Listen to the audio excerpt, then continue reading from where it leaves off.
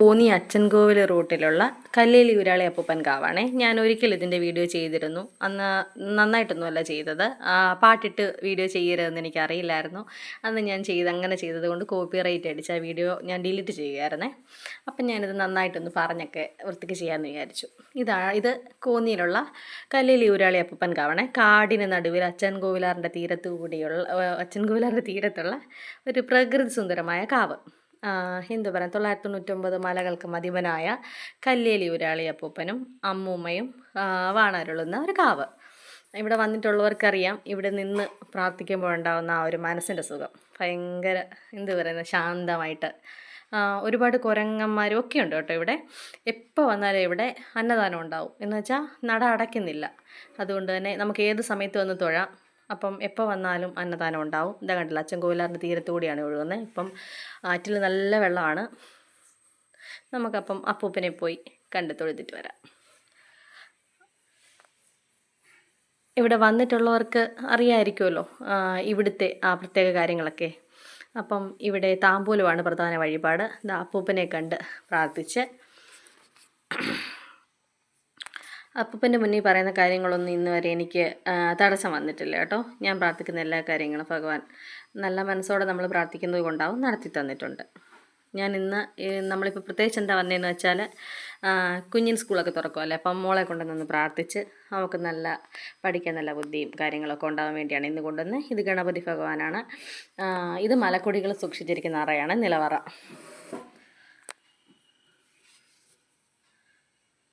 ഇവിടെ സ്ഥിരമായി വരുന്നവരൊന്നും അല്ലാതെ ടൂറിസ്റ്റ് അങ്ങനെ വരുന്നവരുമുണ്ട്. അച്ചൻകോവിൽ പോകുന്ന വഴി വന്ന് തൊഴുത് പ്രാർത്ഥിക്കുന്നവരുമുണ്ട്. ഇവിടെ വന്നു കഴിയുമ്പോൾ തന്നെ ഭയങ്കര ഭംഗിയായതുകൊണ്ട് ഇത് കണ്ട് കൗതുകത്തോടെ നിൽക്കുന്ന ഒരുപാട് ആൾക്കാരുണ്ട്. ഇത് കുട്ടിച്ചാത്തൻ. നമ്മളൊരു ദിവസം അച്ചൻകോവിൽ പോകാൻ വേണ്ടി ഇറങ്ങിയപ്പോൾ നമുക്ക് പോകാൻ പറ്റില്ലായിരുന്നു. വണ്ടി നമുക്കറിയില്ലായിരുന്നു ജീപ്പിനെ പോകാൻ പറ്റത്തുള്ളെന്ന്. അങ്ങനെ ഇവിടെ കയറിയതാണ്.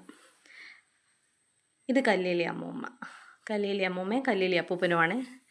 ബാക്കിയുള്ള ഉപദൈവങ്ങളും 999 മലകളുടെ മലകൾക്കിടെ അവിടെയാണ് നമ്മൾ പടിനി ചെയ്യുന്നത്. കളരിയിൽ മുമ്പ് കണ്ട കളരിയിലാണ് നമ്മൾ പടിനി ചെയ്യുന്നതും. താമ്പൂലം സമർപ്പിച്ച് നമ്മുടെ മനസ്സിലെ കാര്യങ്ങൾ പറയുമ്പം അവരത് വിളിച്ചു ചൊല്ലി പ്രാർത്ഥിക്കും. അങ്ങനെയാണ് ഇവിടുത്തെ ഒരു ആചാരം. താമ്പൂലത്തിലെ കൊട്ട നമ്മളിവിടെ അമ്മൂമ്മയ്ക്ക് നിവേദിച്ചിട്ടാണ് നമ്മൾ വീണ്ടും ഉപദൈവങ്ങളല്ല, ദൈവകഥകളെ ദേവന്മാരെല്ലാം കാണാൻ അങ്ങോട്ട് പോകുന്നത്. അപ്പം എന്താ പറയുന്നത്, അങ്ങനെ ഞങ്ങൾ അച്ചൻകോവിൽ പോകുന്ന വഴി ഒരു ദിവസം ഇതുപോലെ കയറിയതാണ്. പിന്നെ ഞങ്ങൾ സ്ഥിരമായിട്ട് വരാൻ തുടങ്ങിയിട്ടുണ്ട് ഇവിടെ. എന്ന് വെച്ചാൽ നമ്മളെ ഭഗവാനായിട്ട് അന്ന് ഇവിടെ കൊണ്ടുവന്നതായിരിക്കാം. അങ്ങനെ അപ്പൂപ്പനോട് പ്രാർത്ഥിച്ച കാര്യങ്ങളെല്ലാം എല്ലാവരും ഞാൻ കണ്ടിട്ടുണ്ട്. ഒരുപാട് പേര് മക്കളുണ്ടാവാത്തവർ, അങ്ങനെ ഒരുപാട് ബുദ്ധിമുട്ടുകളുള്ളവരെല്ലാം വന്ന് പ്രാർത്ഥിച്ചിട്ട് പിന്നെ അവർ ആ കുഞ്ഞിനെയും കൊണ്ട് വരികയും പൊങ്കാല ഇടുകയും നമ്മുടെ ആഗ്രഹങ്ങൾ മനസ്സിൽ പറഞ്ഞ് പടയണി ചെയ്യാമെന്നോ പൊങ്കാല ഇടാമെന്നോ എന്താണോ പറയുന്നത് അതിനനുസരിച്ച് പറയുന്ന പോലെ വന്ന് എല്ലാവരും ഒരുപാട് പേര് ചെയ്യുന്നത് ഞാൻ കണ്ടിട്ടുണ്ട് കേട്ടോ. ചിലർക്കൊക്കെ വന്ന് കണ്ടൊന്ന് പോകാനുള്ളൊരു സ്ഥലമായിട്ടും വരുന്നുണ്ട് എല്ലാവരും. എങ്കിലും ഒരുപാട് പേര് ജാതി മത ഭേദമന്യേ എല്ലാവരും വരാറുണ്ട് കേട്ടോ. ഒരേ ഹിന്ദുക്കൾ മാത്രമൊന്നുമല്ല ഇവിടെ വന്ന് ഞാൻ കണ്ടിട്ടുള്ള ഒരുപാട് ആൾക്കാർ വരാറുണ്ട്. അങ്ങനെ ഒരു പ്രകൃതി സുന്ദരമായ കാവല്ലേ, എല്ലാ മനുഷ്യർക്കും ഇവിടെ വരാം. അല്ലാതെ ഇന്ന പോലെ ജാതി മതമുള്ള മനുഷ്യർ അങ്ങനെയൊന്നുമില്ല കേട്ടോ. ഇവിടെ എല്ലാവരും വരാറുണ്ട്. ദൈവത്തിന് വിശ്വാസമുള്ള എല്ലാവർക്കും വന്ന് തൊഴുത്ത് പ്രാർത്ഥിക്കാം. വളരെ ഭംഗിയുള്ള ഒരു കാവാണ്. ഇതൊക്കെ പുതിയതായിട്ട് ഇപ്പം ചെയ്തതാണ്. ഇവിടുത്തെ ഉത്സവം എന്ന് പറഞ്ഞാൽ 10ാമതേ മഹോത്സവമായിരുന്നു. അത് കഴിഞ്ഞു നമ്മുടെ ഏപ്രിൽ 23-ന്. എനിക്കന്ന് വരാൻ പറ്റിയിട്ടുണ്ട്. ലക്ഷ്യമൊക്കെ ഉണ്ട്. ലക്ഷ്യമ്മയുടെ അടുത്ത് കുഞ്ഞുങ്ങളുണ്ടാവാത്ത ഒരുപാട് പേരൊക്കെ വന്ന് പ്രാർത്ഥിച്ചിട്ട് പിന്നെ ഓരോ പൂജകളും ഒക്കെ ചെയ്യുന്നതാണ്. അതിൻ്റെ വിശദമായ കാര്യങ്ങളൊന്നും എനിക്കറിയത്തില്ല.